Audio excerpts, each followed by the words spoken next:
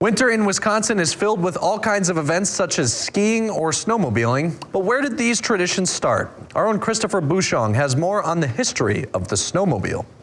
Here in Wisconsin, snowmobiling is a popular winter activity, but some people may wonder where the snowmobile began. I spoke with the granddaughter of the man that invented the snowmobile.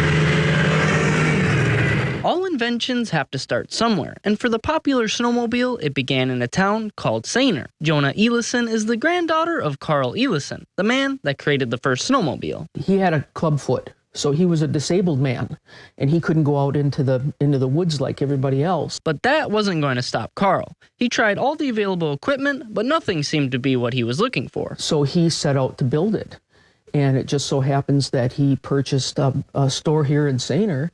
And with that store came a bunch of materials, crude materials that he could use to fabricate a snowmobile. After a few years of working on the design and making refinements, the machine was ready for snow, and people couldn't believe how well it worked, so he decided to patent it. And he did the patent searches and everything needed at that time.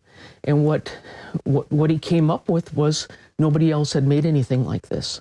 So he got a patent in 1927. While it took some time for the snowmobile to become popular, Elison can say she was one of the first fans of riding. I grew up on his snowmobiles. The first machine I got was came from the gas station across the street from my Uncle Leonard, and that was a used Polaris Playmate, and you couldn't get me off of it. Millions of people hit the trail each year, an activity families consider a winter tradition. This year, the Sayner community is remembering Carl by naming a snowmobile trail after him. For having the first snowmobile trail anywhere 100 years ago.